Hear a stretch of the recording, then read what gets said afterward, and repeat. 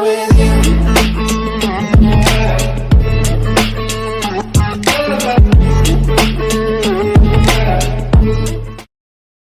Selamat datang di channel saya Serangga Gatal. Jangan lupa di subrek, like and share. Mimin doakan semoga kita sehat semua. Oke, kita mulai. Dunia luar, di utara Sekte Bulu Ilahi. Danau Dewa Lingjade. Danau Dewa Linggiok adalah gunung kecil yang terapung dengan mata air yang mengalir di sisinya. Di bagian bawah gunung ada genangan air yang kadang-kadang menghasilkan batu spiritual. Dewa Danau akan menyerap sejumlah besar energi surgawi dari daerah sekitarnya dan menggunakannya untuk menghasilkan batu spiritual. Karena ada banyak Dewa Danau di sekitarnya, mereka menipiskan energi surgawi di alam reruntuhan draconik. Namun, orang dapat memperoleh energi surgawi dari batu spiritual yang dihasilkan dari danau ini. Danau Dewa mirip dengan bunga atau tanaman karena mereka memiliki masa hidup. Danau Dewa yang berusia 3000 tahun berada di puncaknya, dan dengan demikian merupakan periode yang paling berkembang. Ini akan menghasilkan sejumlah besar batu spiritual setiap tahun. Setelah 3000 tahun itu berlalu, Danau Dewa secara bertahap akan mulai mengering. Danau Dewa Linggiok sudah ada selama 5000 tahun. Paling-paling, itu hanya bisa menghasilkan beberapa ribu batu spiritual setiap tahun. Biasanya, pasukan berukuran layak tidak akan memperhatikan Danau Dewa Linggiok. Oleh karena itu, Dewa Danau ini telah ditempati oleh Hualing dan anak buahnya. Hualing sedang berpatroli di Danau Dewa Linggiok ketika dia menerima kabar baik yang sangat meningkatkan suasana hatinya. Yang pertama adalah bahwa Dewa Danau Lingjade benar-benar menunjukkan tanda-tanda pemulihan. Yang kedua adalah bahwa Xiao Yu telah dibunuh oleh salah satu anak buahnya. Kedua berita itu membuat Hualing agak senang. Sejak dulu, Hualing tidak tahan dengan Xiao Yu sejak lama. Xiao Yu selalu menatapnya dengan ekspresi dingin dan sombong.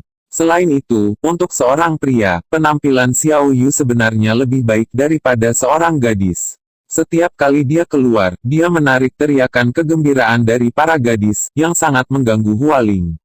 Xiao Yu memintanya, di masa depan, ketika dia datang ke dunia luar lagi, saya akan memastikan bahwa dia terbunuh setiap kali saya melihatnya.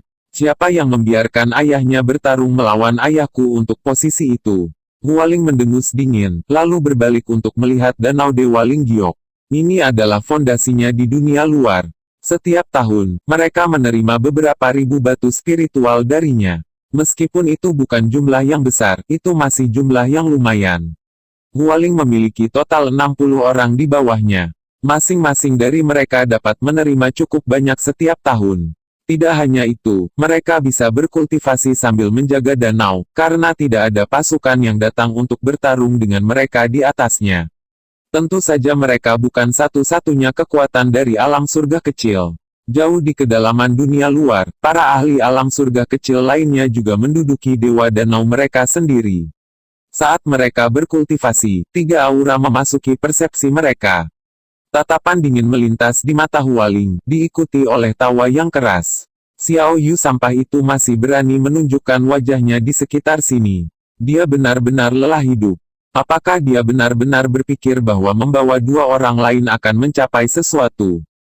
Hualing memiliki persepsi yang jelas tentang kekuatan di balik Xiao Yu. Benar-benar tidak banyak ahli dari dunia ini, jumlah mereka di Sekte Bulu Ilahi bahkan lebih sedikit. Bahkan jika mereka membunuh Xiao Yu, tidak ada orang yang bisa dimintai bantuan oleh Xiao Yu. Namun, Xiao Yu benar-benar berani datang. Dia pasti kepalanya diapit oleh pintu. Nili, Xiao Yu dan Lu Piao berdiri di langit dan melihat orang-orang yang ditempatkan di Danau Dewa Lingjade. Tatapan Nili jatuh ke Hualing yang jauh. Hualing, keluar! Lu Piao berteriak ke arah Dewa Danau Lingjade. Lebih dari 60 orang terbang ke langit. Mata Hualing jatuh ke mereka bertiga dan sudut mulutnya menyunggingkan senyum dingin. Xiao Yu, sepertinya kamu lebih ingin mati. Saat datang untuk membuat dirimu terbunuh, kamu benar-benar membawa 2 nyawa yang berumur pendek. Hualing, kamu memiliki gitu banyak orang untuk berurusan dengan Xiao Yu. Kamu terlalu tak tahu malu. Tangan kiri Lu Piao berada di pinggulnya, sementara tangan kanannya menunjuk Hualing. Bagaimana kita harus menyelesaikan ini? Apakah Anda akan memberi kompensasi kepada kami atau akankah Anda bersujud dan mengakui kesalahan Anda? Mengimbangi, kau tahu dan akui kesalahanku. Hualing tertawa seolah-olah dia mendengar lelucon yang lucu. Apakah otakmu sudah direndam dalam air? Kalian berpikir bahwa dunia luar ini sama dengan Institut Skisoul. Kalian bertiga bodoh. Semua orang di belakang Hualing tertawa terbahak-bahak. Mereka bertiga benar-benar konyol. Hanya mereka bertiga yang berani bercanda dengan mereka. Nili tampak tenang saat matanya menyapu tajam melewati Hualing dan anak buahnya. Kamu menyakiti orang-orangku. Untuk itu, Anda akan membayar harganya. Tinggalkan semua yang Anda miliki, itu akan menjadi kompensasi Xiao Yu. Jika kamu melakukan itu, aku bisa menyelamatkan kalian semua. Mendengar kata-kata Nili, wajah Xiao Yu tidak bisa membantu untuk sedikit memanas saat dia menundukkan kepalanya. Siapa yang tahu apa yang dia pikirkan saat ini? Konyol, Anda menuntut kompensasi. Di dunia luar, yang kuat memakan yang lemah.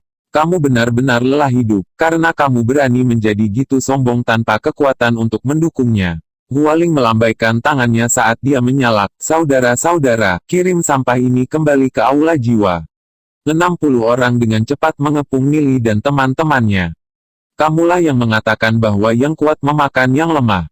Karena itu, maka tidak ada lagi yang bisa saya lakukan. Nili mengangkat bahu dia dingin menatap Hualing. Ketika Nili selesai berbicara, gelombang aura kuat telah mengunci Hualing dan bawahannya, melumpuhkan mereka. Itu adalah penindasan mutlak melalui kekuatan. Lee Xingyun telah mengirim sekelompok ahli alam Heavenly Star dan satu ahli alam Heavenly Axis untuk mengindahkan perintah Nili. Adapun bawahan Hualing, mereka hanya sekelompok ahli alam Heavenly Fate. Mereka sama sekali tidak berada di level yang sama. Hualing menoleh dengan susah payah dan menyadari bahwa dia telah dikelilingi oleh sekelompok tidak kurang dari 200 orang. Hualing bisa mengenali orang yang memimpin mereka. Ini adalah anak buah Lee Xingyun. Hualing, sepertinya ingatanmu sedikit berkarat. Bos Xingyun berkata untuk menjauhkan diri dari Nili. Karena kalian menolak untuk memperhatikan, maka jangan salahkan kami. Lihu berkata dengan suara serius saat gelombang aura yang menekan menimpa anak buah Hualing. Di bawah tekanan yang menakutkan itu, Hualing hampir memuntahkan seteguk darah saat dia merasa tertekan. Ternyata Nili benar-benar membawa bantuan dengannya. Tapi bahkan jika Nili dan Lee Xingyun memiliki hubungan bisnis kecil satu sama lain, bagaimana mungkin Nili membuat Lee Xingyun mengirim gitu banyak orang untuk membantunya? Hualing tidak bisa mengetahuinya. Setelah semua, Nili tidak memiliki latar belakang keluarga. Liga Jalur Surgawi Lee Xingyun adalah kekuatan yang sangat kuat di antara pasukan generasi muda. Itu bukan sesuatu yang bisa dihadapi Hualing. Bos Xingyun dan saya tidak memiliki darah buruk, jadi mengapa dia membantu mereka melawan saya? Hualing memandang Lihu saat dia bertanya dengan nada sedih. Itu bukan urusanmu. Saat ini, kami mematuhi perintah Tuan Muda Nili. Semua nasibmu ada di tangannya. Lihu berkata dengan jijik. Jika bukan karena perintah Lee Xingyun, orang seperti Hualing tidak akan sepadan dengan waktunya. Membunuh mereka semua. Suara Nili terdengar sungguh-sungguh. Memang, seperti yang dikatakan Hualing. Dalam hukum dunia luar, yang kuat memangsa yang lemah. Jumlah orang yang tak terhitung jumlahnya bersaing dan membunuh satu sama lain untuk mendapatkan lebih banyak sumber daya budidaya sehingga mereka dapat tumbuh lebih kuat. Orang-orang ini membunuh Xiao Yu. Seperti kata pepatah, jika Anda memberi mereka 1 inci, mereka akan meminta 1 mil. Kecuali Nili dan rekan. Mengembalikan gigi ganti gigi ke Hualing dan anak buahnya, maka mereka akan menjadi berani dan keterlaluan. Bawahan Lee Xingyun mendekati anak buah Hualing. Untuk menghindari bahaya, Lee Xingyun telah mengatur 200 orang untuk menemani Nili. Beberapa dari mereka adalah alam bintang surgawi, sementara satu adalah alam sumbu surgawi, Lihu. Hualing mengerti bahwa mencoba untuk menjadi rendah hati sekarang tidak ada gunanya. Wajahnya menjadi dingin saat dia melihat Lihu. Aku tidak mengerti kenapa Lee Xingyun mau membantu ketiga orang itu melawanku. Yang ingin saya katakan adalah bahwa alam surga kecil tidak mudah untuk dipilih. Jika kalian membunuh kami, maka Anda akan berperang melawan para ahli dari alam surga kecil kami. Tidakkah Lee Xingyun takut akan pembalasan para ahli dari alam surga kecil? Li Xingyun hanyalah penerus ketiga dari keluarga Asen Flames. Membuat banyak musuh hanya akan merugikan, tidak menguntungkannya saat dia bersaing untuk posisi patriark. Hualing mencoba membujuk Li Hu, tapi kata-katanya sia-sia. Untuk siapapun selain Li Xingyun pasti tidak akan menghabiskan kekuatan besar untuk memusnahkan Hualing dan mengambil risiko membuat musuh. Namun, ini adalah Li yang dia bicarakan. Li telah memberinya roh iblis keturunan naga tingkat dewa. Apa yang bisa dianggap sebagai bantuan kecil? Li Hu dengan santai tersenyum, apakah kamu mengancam kami? Liga Jalur Surgawi kami tidak pernah takut pada siapapun sebelumnya. Jika Anda ingin memulai perang, jadilah itu. Harapan terakhir Hualing hancur oleh kata-kata Li Hu. Jika itu masalahnya, maka hari ini aku, Hualing telah jatuh. Namun, saya pasti akan membalas dendam. Ditangguhkan di udara, Li Hu melepaskan telapak tangan energi. Hualing dan anak buahnya meledak dan darah menghujani dari langit. Ini adalah pembantaian sepihak. Lu Piao terdiam dalam hati. Setelah berinteraksi dengan Li Hu gitu lama, dia tahu bahwa Li Hu benar-benar setia kepada Li Xingyun dan mengikuti di belakangnya seperti seorang pelayan. Namun, dia tidak pernah menyangka bahwa kekuatan Li Hu gitu kuat. Meskipun ada gitu banyak ahli alam Heavenly Fate, mereka semua terbunuh hanya dalam 1 menit. Kekuatan Li Hu telah sepenuhnya menekan Hualing dan anak buahnya.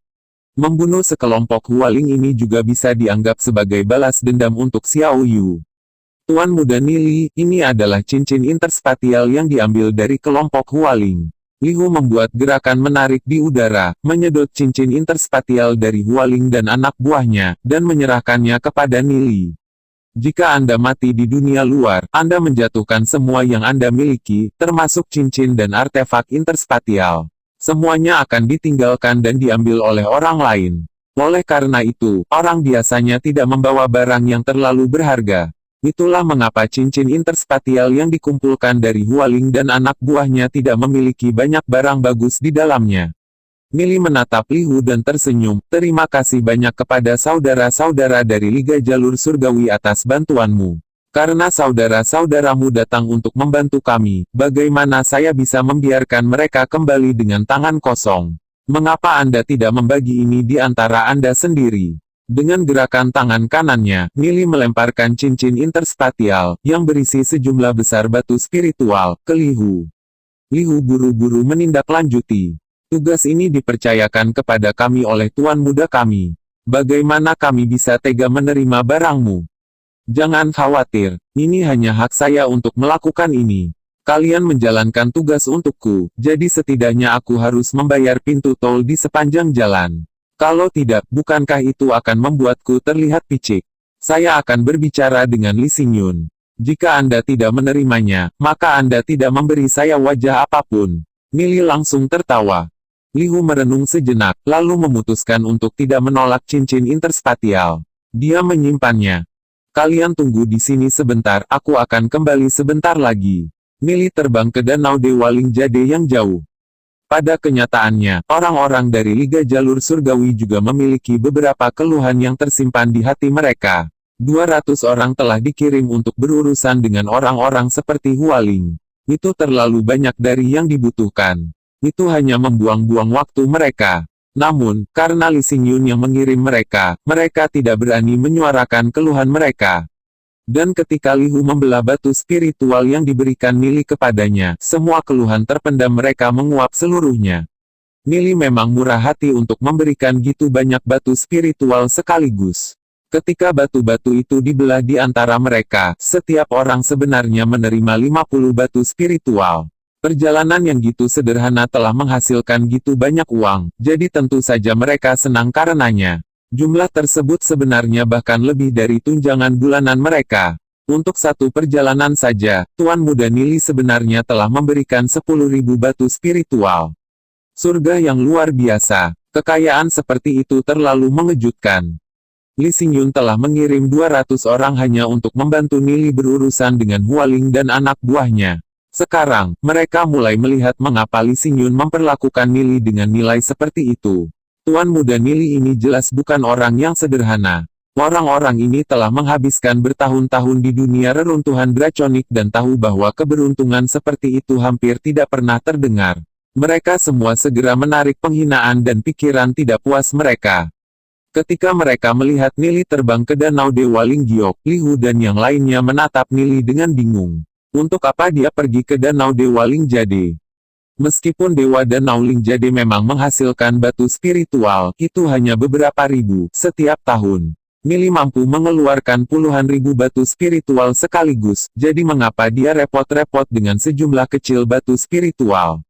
Xiao Yu dan Lu Piao ingin mengikutinya, tapi Nili menghentikan mereka. Mereka berdiri dan menyaksikan Nili mencapai Dewa Danau Lingjade. Danau Dewa Lingjade. Betis Nili terendam air saat ia dengan cepat menulis pola prasasti. Pola prasasti jatuh, satu demi satu. Pola-pola itu meledak ke kedalaman Danau Dewa dan menyebabkan air memercik. Arai pola prasasti misterius Nili dengan cepat berkumpul di dasar Dewa Danau. Seluruh danau mulai bergetar hebat. Arai pola prasasti memancarkan cahaya yang menyilaukan. Kemudian, di kedalaman danau, bayangan hitam perlahan melayang. Meskipun bayangan itu sedikit seperti ular, itu jelas bukan ular. Ini adalah asal mula Dewa Danau, akar dewa yang legendaris. Hal-hal misterius lahir di kedalaman dunia reruntuhan draconik, dan akar dewa ini adalah salah satunya. Dikatakan memiliki kecerdasan dan jauh di bawah tanah, menyerap esensi antara surga dan bumi. Setelah dipelihara seperti itu selama ribuan tahun, secara bertahap akan mengumpulkan gunung bumi dan perlahan melayang ke langit, membentuk danau dewa. Kemudian, itu akan menghasilkan batu spiritual dan tumbuh dari menyerap energi surgawi sekitar. Tidak ada orang lain yang tahu tentang keberadaan akar dewa, karena mereka menyembunyikan diri jauh di dalam bumi dan membuat diri mereka sulit ditemukan. Ketika Dewa Danau mengering, akar dewa juga akan menghilang. Satu-satunya cara untuk menghapus akar dewa dari bumi adalah dengan menggunakan susunan pola prasasti khusus. Nili mengulurkan tangannya dan meraih akar dewa. Akar berjuang, mencoba melarikan diri. Mencoba untuk lari. Tidak gitu mudah. Dengan jentikan tangan kanannya, Nili melemparkannya ke lukisan pegunungan dan sungai Myriad Miles. Akar dewa pertama, ditangkap. Akar dewa yang ditangkap akan dipelihara di dalam lukisan pegunungan dan sungai Myriad Miles. Meskipun Danau Dewa Linggiok hampir mengering, itu masih lebih baik daripada tidak sama sekali. Nili terbang kembali. Lihu melihat Nili mengambil sesuatu dari Dewa Danau, tapi dia tidak tahu apa itu. Nili tersenyum saat dia tiba kembali. Ayo pergi. Kelompok itu kembali. Setelah Nili dan kelompoknya pergi, Danau Dewa Linggiok yang mengambang mulai runtuh dan dengan cepat jatuh dari langit. Danau Dewa Linggiok benar-benar menghilang. Beberapa hari kemudian, Hualing memimpin sekelompok besar orang dan kembali ke tempat itu. Pada saat ini, di mana Danau Dewa Lingjade. Ketika Hualing melihatnya, dia meraung dengan marah dan pembuluh darah muncul di sekujur tubuhnya. Nili, Li Xingyun, membunuhku tidak cukup. Anda benar-benar menghancurkan danau dewa saya. Aku pasti akan membalas dendam.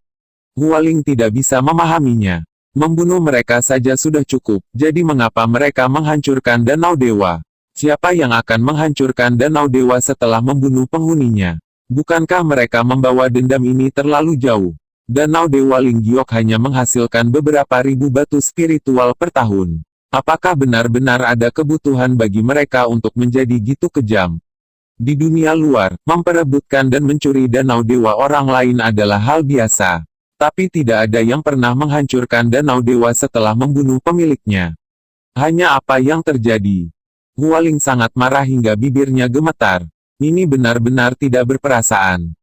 Tanpa Dewa Danau Linggiok, akan sulit bagi Hualing untuk memenuhi kebutuhan semua anak buahnya hanya dengan penghasilannya sendiri. Dia juga tidak memiliki kekuatan untuk memperjuangkan danau dewa baru. Menghancurkan Dewa Danau, dendam ini benar-benar tidak dapat didamaikan. Saat dia memikirkan tentang Dewa Danaunya yang hancur, Hualing memiliki keinginan untuk memuntahkan darah. Halaman Xiao Yu. Nili diam-diam berkultivasi di lukisan pegunungan dan sungai Myriad Miles. Akar dewa yang dia tangkap sebelumnya telah membentuk gunung terapung lain dengan danau dewa kecil di dasarnya. Selanjutnya, Nili merasakan bahwa akar dewa ini menerima makanan dalam jumlah yang sangat besar di lukisan pegunungan dan sungai Myriad Miles. Jumlah energi surgawi di alam reruntuhan draconik sangat tipis, oleh karena itu, ada batas berapa banyak energi surgawi yang dapat diserap oleh akar dewa. Namun, jumlah energi surgawi di lukisan sungai Myriad Miles dan pegunungan tidak ada habisnya. Energi surgawi mengalir seperti gelombang pasang ke danau dewa. Setelah dipelihara oleh energi surgawi, akar dewa akan mulai berkembang saat mereka dewasa. Danau dewa menghasilkan lebih banyak batu spiritual daripada sebelumnya. Memang, bagian dalam lukisan Myriad Miles Rivers and Mountains adalah tempat yang paling cocok untuk memelihara danau dewa. Millie tidak tahu mengapa, tapi tidak ada pemilik sebelumnya dari lukisan pegunungan dan sungai Myriad Miles tidak memelihara danau dewa di dalam lukisan itu. Apa yang Millie tidak tahu adalah bahwa pemandangan lukisan pegunungan dan sungai Myriad Miles tidak selalu terlihat seperti sekarang. Setelah mengalami banyak pertempuran hebat, pemandangan di dalam lukisan pegunungan dan sungai Myriad Miles kembali ke keadaan semula.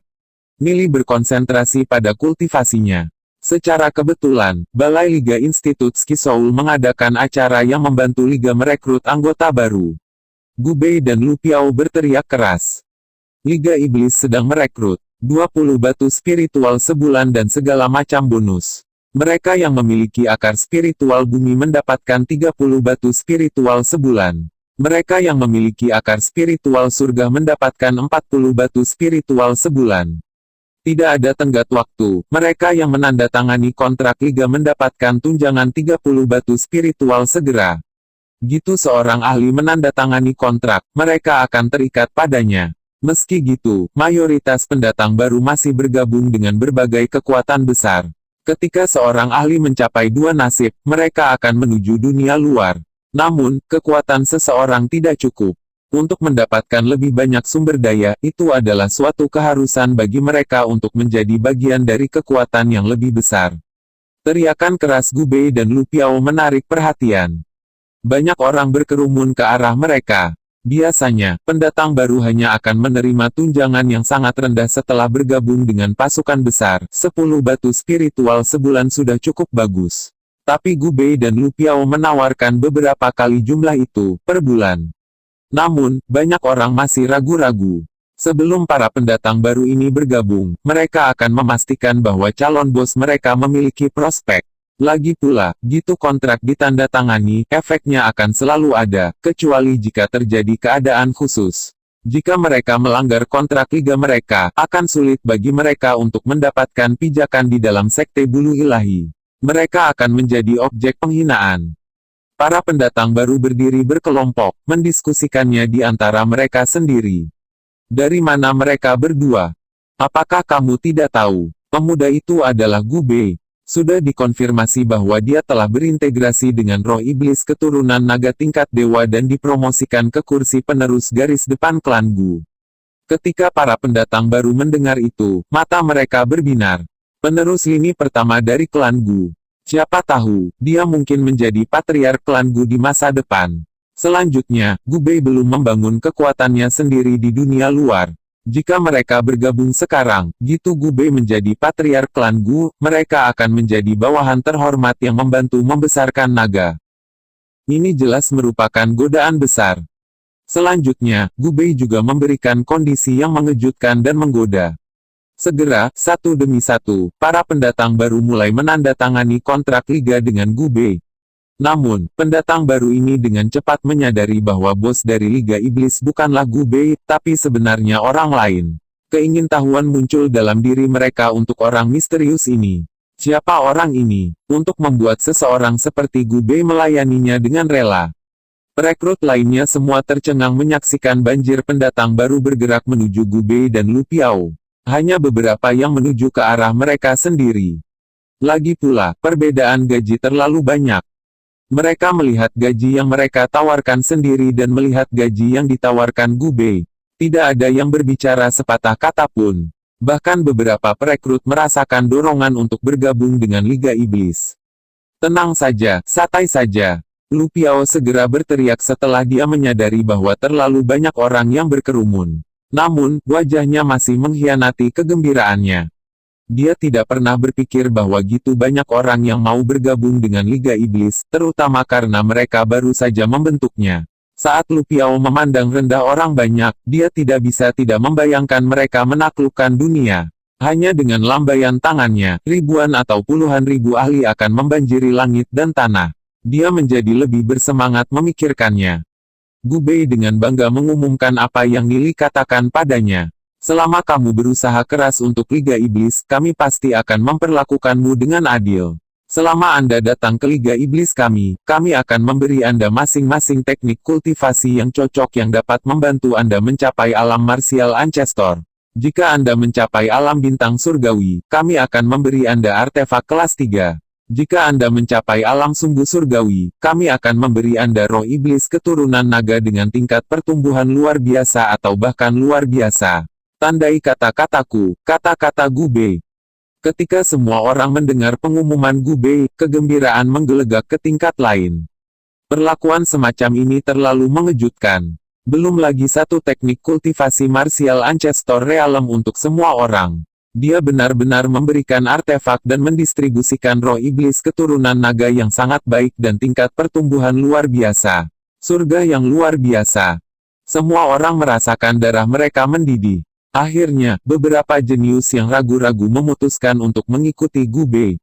Para perekrut dari faksi lain dengan muram melihat ke area kosong mereka. Suara mendidih dari perekrut Liga Iblis semakin menekan mereka. Hanya apa yang terjadi? Ini hanya menentang aturan. Bukankah Gu Bei takut menjerumuskan klan Gu ke dalam kemiskinan? Sekian dulu update-annya, tunggu lanjutannya di channel saya Serangga Gatal, di subscribe ya guys. Terima kasih.